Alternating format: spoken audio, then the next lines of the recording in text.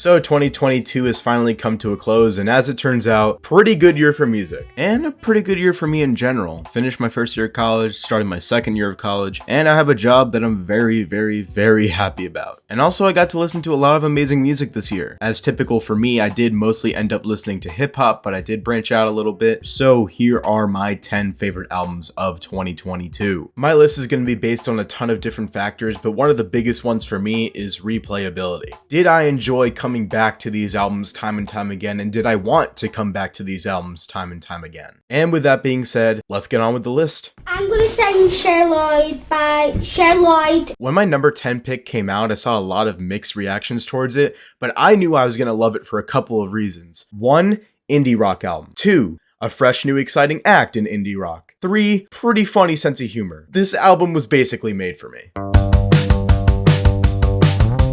For my number 10 pick, I have the self-titled debut album from British indie rock duo Wet Leg. And I'ma just cut to the chase. Man, this thing is fun. My introduction to Wet Leg was when I heard lead single Chaise Long on the radio, and I was immediately intrigued. The deadpan delivery, the random innuendos, the Mean Girls interpolation, and the driving guitar and drums on the chorus being some of the catchiest that the post-punk revival wave has to offer. And thankfully, the rest of the album did not disappoint when it dropped in 2022. Now, is this album doing much that indie rock and post-punk revival enthusiasts haven't heard before? No, not really. But this album executes the tropes of these genres with an impeccable sense of rhythm, a killer sense of humor, and an ear for catchy hooks not seen since the Strokes and Franz Ferdinand were at their peaks. Major highlights include the previously mentioned Chaise Long, Angelica, where the ascending and descending melodies on the verses lead to a really sick noise rock hook, and especially Your Mum, a hilarious kiss-off anthem with some of my favorite quotables of the year, and a bridge where lead singer Rian Teasdale decides she wants to show off the scream she's been practicing like she's an eager preschooler at show and tell. To be fair, this isn't an album I can go into too much depth with, but I believe that it's an album whose qualities really speak for themselves. It's very simple, but it packs a lot of punch in its very compact 35-minute long runtime. If you want a fun, quirky, instantly catchy indie rock album from 2022, this is an amazing one to choose. I can't wait to see what Wet Leg does in the future.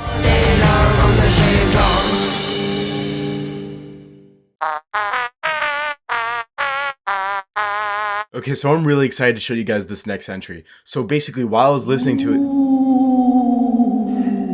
Excuse me a second. Shut up! Sorry about that. Yeah, I probably should have mentioned, there's a ghost that moved into my walls like a couple months ago, and he won't pay rent, he eats all my food, he's generally a nuisance. But on the bright side, he does make some killer tunes. Also, he's a pretty good stand-up comedian. Knock, who's there?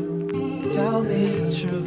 Yes, for my number 9 pick, I've decided to go with Quadeca's third studio album, I Didn't Mean to Haunt You. What a pleasant surprise this was. I've been familiar with Quadeca for a couple of years now, dating back to his YouTube content, which I did enjoy quite a bit, and also I listened to his 2021 record, From Me to You, which I thought was okay, despite the fact that I'm typically not a fan of Quadeca's rapping. The production on that album though, oh man, it's very clear that Quadeca very much knows what he's doing behind the board. And I Didn't Mean to Haunt You takes full advantage of Quadeca's producing abilities. By the way, trigger warning for self-harm and suicide on this one. This album can get pretty heavy. Skip to the next chapter of the video if you don't want to hear about it. Stylistically, this is very much a change of pace for Quadeca. While his earlier works could easily be defined as hip-hop, I Didn't Mean to Haunt You takes cues from a mixture of several different genres. Part folktronica, part chamber pop, part dream pop, part industrial hip-hop. This album takes a shot at so many different styles and mostly nails all of them. Whether it's the beautiful plucked acoustic strings and progressive build of Born Yesterday, which sounds like they could have come out of the earlier Bon Iver albums, or Fantasy World, whose long, subtle, beautiful build-up leads to an absolutely cathartic explosion of noise, which actually reminded me of Billie Eilish's Happier Than Ever. I know, strange point of reference, but that's where my mind went. And of course, the album's delicate, glitchy, and sometimes very distant production all ties back to the concept of the album. well. I Didn't Mean to Haunt You is a non-linear concept album about a man who has taken his own life and much watch in his spectral form as everyone around him tries to process this loss. The man's desperation to have his family remember him eventually almost leads to the man killing them with carbon monoxide on the track House Settling, where rapper Danny Brown raps from the perspective of the carbon monoxide. Yes, Daniel Brownington rapping from the perspective of carbon monoxide. I cannot wait until J. Cole has a guest verse on a Ro Ramden song rapping from the perspective of the first bat to spread COVID. I could sing my praises about the production in general, but I'd like to highlight key decisions that Quadeca makes in the production that makes these songs even better. I love the decision to have the vocals be so intimate on Fantasy World, as chronologically in the story, this is the only song where the main character is still alive and human, and the vocals are so distant on the rest of the tracks because he's trapped in purgatory. It's such a great touch. The several seconds of silence leading into static for the last few moments of the outro is one of the most haunting moments of the past few years. Also a great callback to this line in Knots. Leaving in the background conversations and laughter from the Sunday service choir on Fractions of Infinity make the already gorgeous outro of that track feel so much more human. Oh, and by the way, here's an accurate recreation of the first time I heard that track. This is real music. This is real music. And I must mention perhaps my favorite production highlight on any album from this year, the final verse on Knots. As Quadeca describes his suicide in vivid detail, the beat basically burns to the ground around his vocals. The drums start playing erratically, synths start flying all over the place, and Quadeca's vocal effects eventually degrade his voice to the point where he sounds like a literal glitch in the Matrix. It's such a genuinely terrifying moment in an amazing track all around. Overall, I'd say this album is the biggest pleasant surprise of the year. I encourage you, if you were dissuaded by Quadeca's previous work, this is a seriously fantastic body of work, and I think it's even crazy to even consider what Quadeca could even do next. But you know what's even crazier? This wasn't even my favorite album on the day it dropped.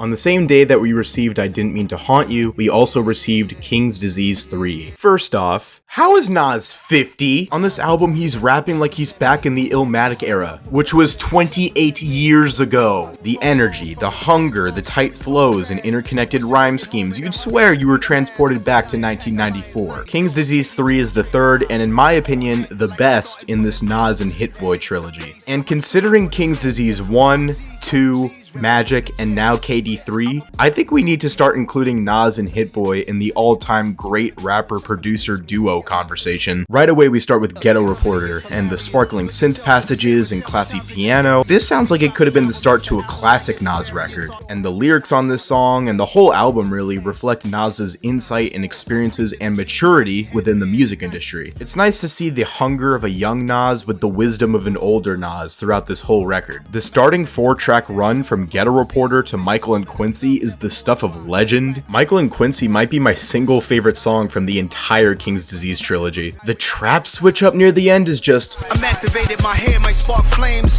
aviator frames. Ooh. The rest of the album isn't as relentless as that track run, but it is just as potent. Once a Man, Twice a Child is a very touching exploration on how Nas evolves from childhood to manhood. I'm on Fire is just Nas proving that statement for 2.5 minutes. And on Reminisce, Nas looks back on his early career and moments on the streets of Queens, while also urging listeners to pay attention to the present moment, which is something that Hit Boy does so well on this album. He's taking classic East Coast hip-hop and boom bap and keeping that same energy, while also tastefully adding modern rap elements such as drill and trap, and adding a modern sheen on the whole project. King's Disease 3 is another triumph for Nas and Hit Boy, and serves as further evidence of Nas continuing to be one of the greatest this genre has ever seen. Fantastic record.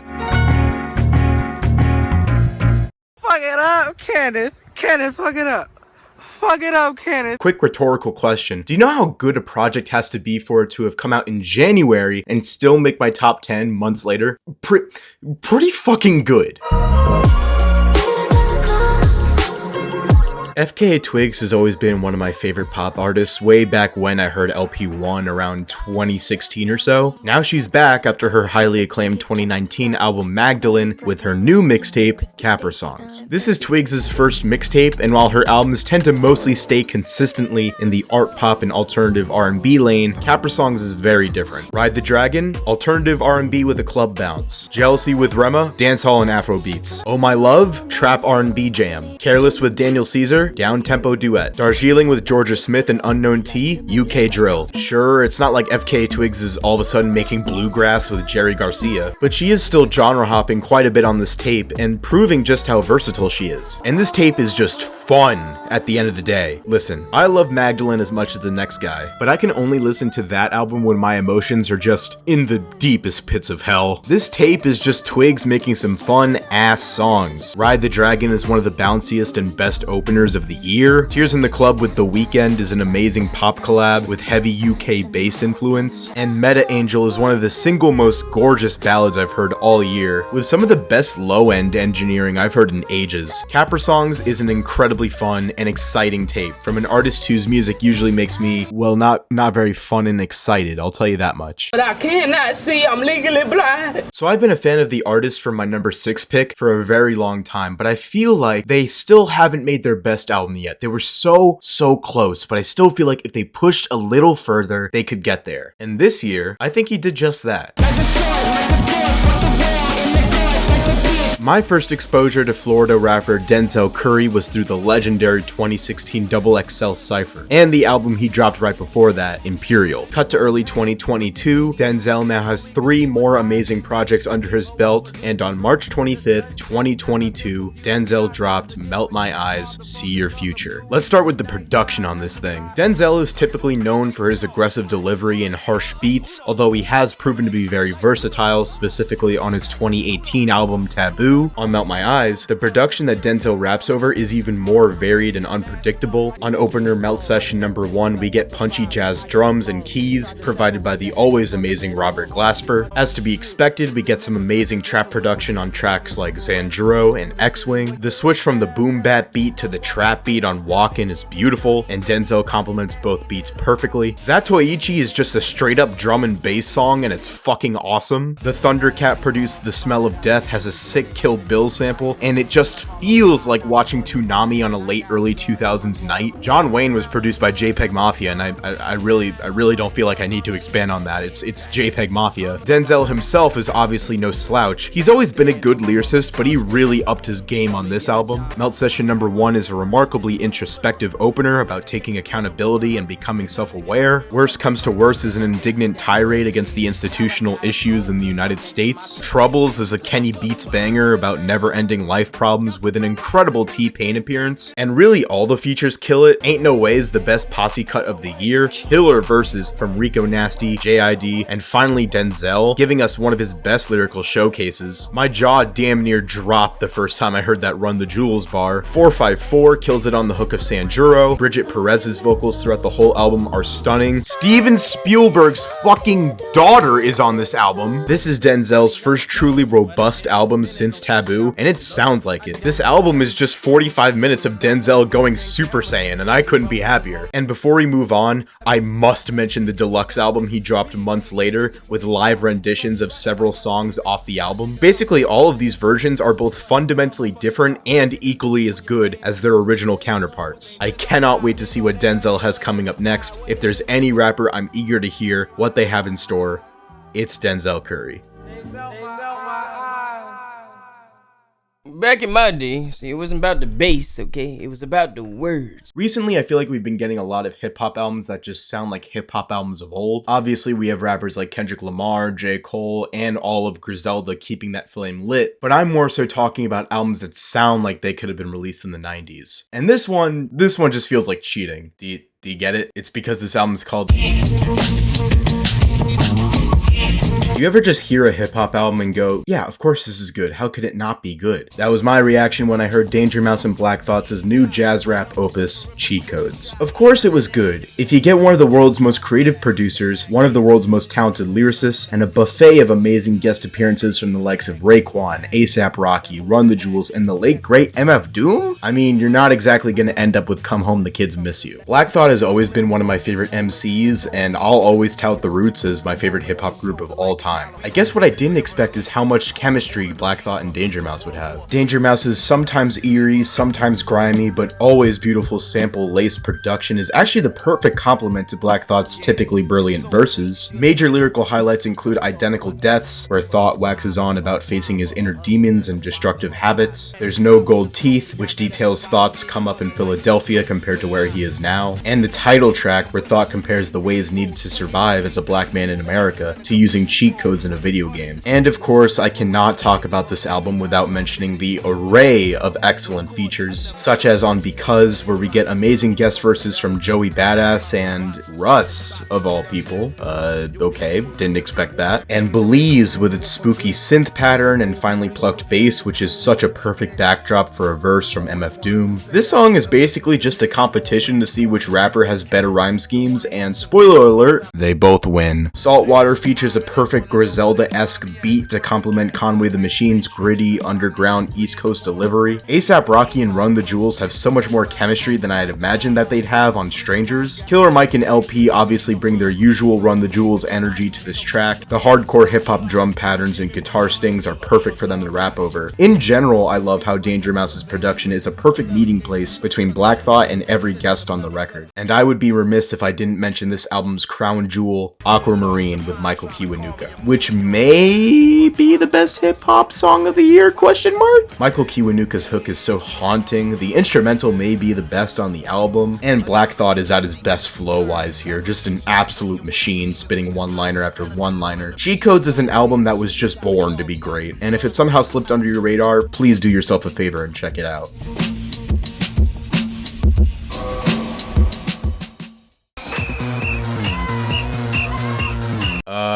Yeah, I don't really have any like elaborate lead up or joke to lead into my number 4. It's just Beyonce.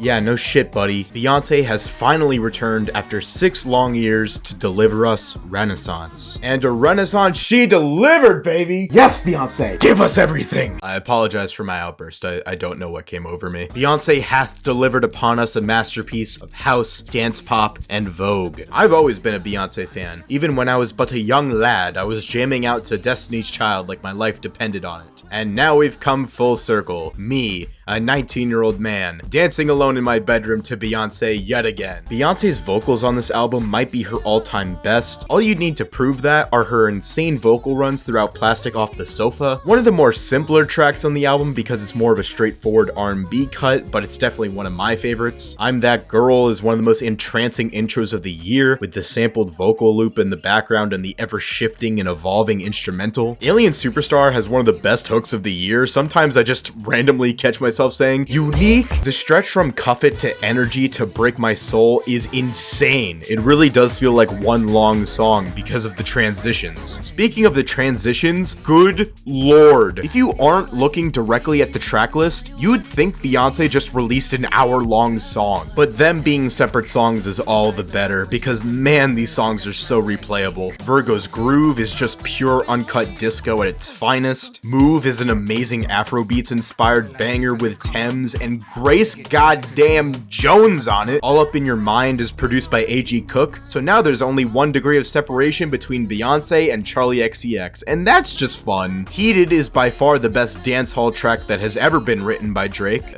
Sorry, Drake. The rebirth that Beyonce brought of disco, ballroom, Vogue, and house is incredible. A cornucopia of some of the best aspects that these genres have to offer, with the world's greatest living pop star in the center of it all. Long live the Queen.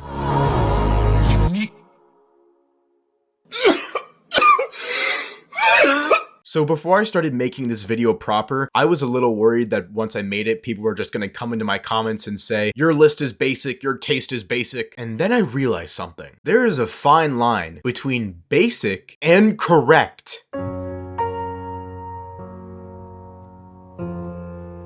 Yeah, I know. Quite literally every music YouTuber and publication has had their turn praising this album to Kingdom Come. And for good reason. Now it's my turn. There really isn't anything to say about this album that hasn't been said since February when it came out. At every turn, this album hits you with a new musical passage or another biting lyric with the sole intent of ripping your heart right out of your chest and taking a bite right in front of you. And it works! With every song on this album, I was fighting for my fucking life trying not to choke up. The first real song, Chaos Space Marine, is a disarmingly relatable song about escapism through your favorite hobbies, and I guess in lead singer Isaac Wood's case, it's Warhammer. That's kind of based actually. Concord is drop dead brutal, and its assault on my feelings. The build to the climax on this track is one of the most rewarding I've ever heard in a post-rock song. Mark's theme is a breathtaking instrumental-only tribute to saxophonist Louis Evans' late uncle. Obviously, this track doesn't have as much meat on its bones, but it's one that I revisit quite often just for its simple beauty. Haldern has one of the most soul-crushing opening lines of any song I've heard in years. The violin and saxophone on this song in particular sounds so beautiful in tandem. Snow Globes took a while to grow on me. It was my least favorite on first listen, but now I can't even fathom this album not having this song. And at this point, it goes without saying that The Place Where He Inserted the Blade and Basketball Shoes are some of the most heart-wrenching and well-constructed songs of the year. The Place Where He Inserted the Blade in particular is probably the most anthemic song I've ever heard that also makes me want to clock out of living. Basketball Shoes is the best closing track of the year, bar none. A 12.5-minute long epic about the anguish that sinks in after a long relationship has come to its close. The last 3 minutes are some of the most cathartic minutes of music ever recorded, and it has quite possibly the saddest single line of lyrics I've ever heard. Jesus, dude. So yeah, it's an amazing album. Most people know that already, so let's move on before the tears start welling again.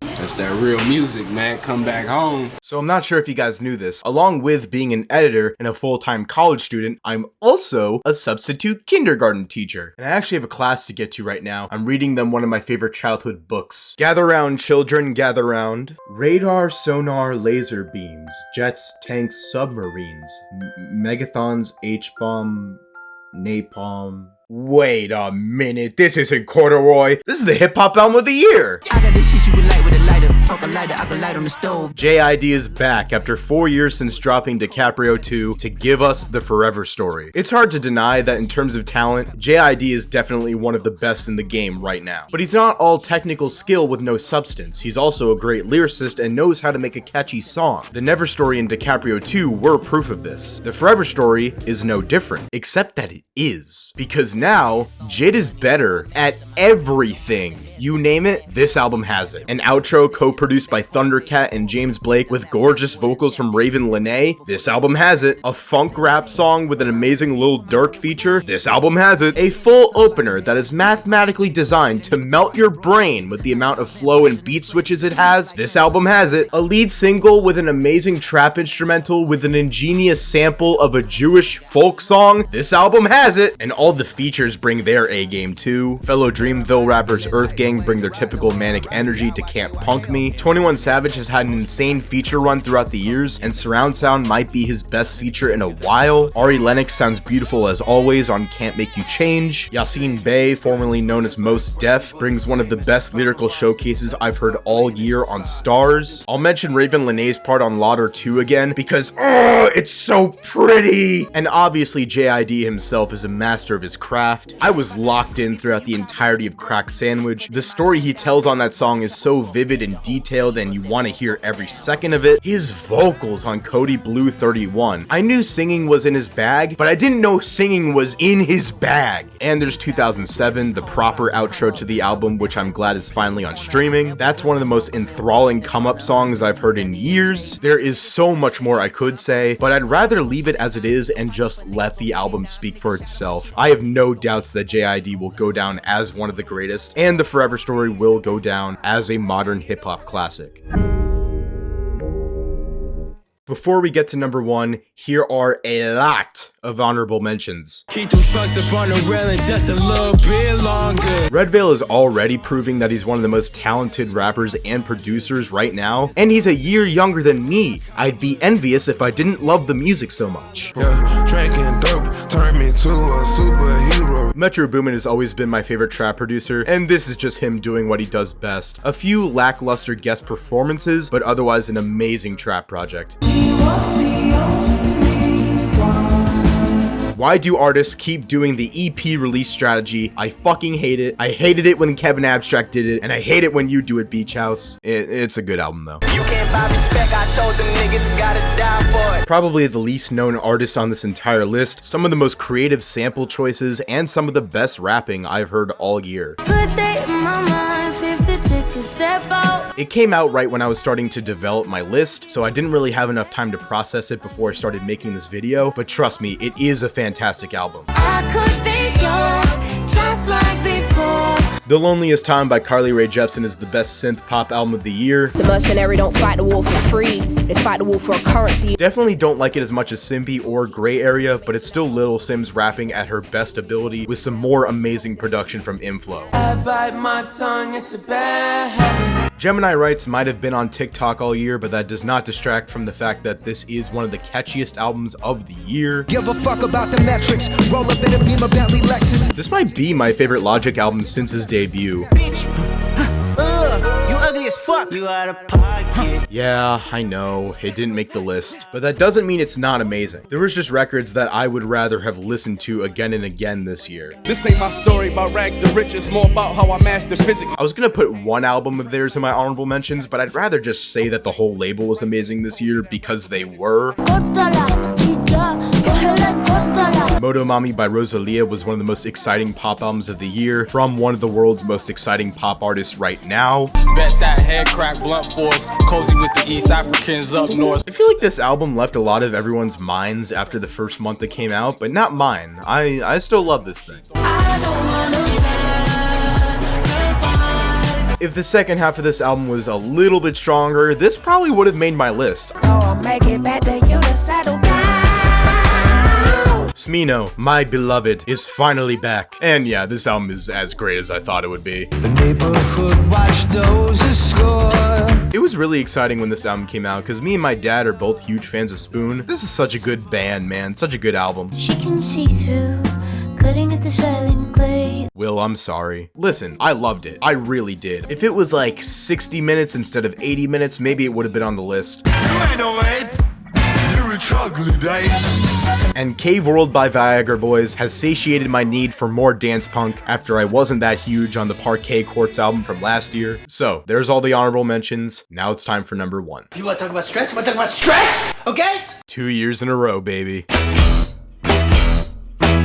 Listen! To me explain why Hellfire by Black Midi is my favorite album of 2022. After dropping my album of the year last year with Cavalcade, Black Midi has returned again to drop my album of the year again. Black Midi is an experimental rock band from England that's changed up a lot over the course of their only 3 albums. 2019 Schlagenheim was an amazing, brutal math rock album. Cavalcade was an avant-prog album with a very live recording and setting. Hellfire is also an avant-prog album, but I feel like we did lose a little bit of the liveness of Cavalcade, but it's totally fine because in exchange for the live feeling, we got even tighter songwriting and even better playing. The musicianship on this album is off the charts, specifically with Morgan Simpson on drums. I swear to God, whenever I'm hearing some of the drum passages on these songs, I'm thinking, no way, there's a real live mortal man playing these drums. And then I saw them live and I went, holy shit, there's a live mortal man playing these drums. Black Midi's sound on this album is overwhelming, pounding, but it fucking rocks, dude. The first half of this album is non-stop. Boom, start with Hellfire, crazy 1.5 minute intro that sets up the concept for the rest of the album. Then boom, right into Sugar Tzu, which starts off calm, you know, you get some smooth jazz, you get some sax, you get some nice little drums, and then boom, the most intense arpeggios you've ever heard. I feel like I'm on a coked out merry-go-round. The track is a pretty disturbing narrative about a boxer who gets shot down during one of his matches and eventually the shooter becomes idolized. Eat Many is a flamenco-inspired cut with vocals from Cam Picton about a captain who poisons his crewmates. Welcome to Hell is just about how fucked the military-industrial complex is. But I didn't know that on my first listen because I was jamming out to these fucking guitars, baby. We get a much softer track in the middle still, again with vocals by Cam Picton, which is a really nice calm down fun moment after the insanity that is the first half of the album, and then a brief little interlude leads into The Race Is About to Begin, which is just a lot. This song is about a descent into gambling addiction, which makes sense. I can't think of a better song that would pair perfectly with Uncut Gems. Dangerous Liaisons is an amazing cut about being tempted by greed, as a farmhand is instructed to kill a man for money. The Defense is about a pimp who gets dragged down to hell. And the final track, 27 Questions, is about a singer who gives his final will and testament on stage, only to be dragged down to hell afterwards as the audience laughs and walks away. Yeah, this album is pretty fucking grim, but in a cool way. It's an insane feat of musicianship, songwriting, and concept execution. It's insane, it's demonic, it's incredible, it's Black Midi.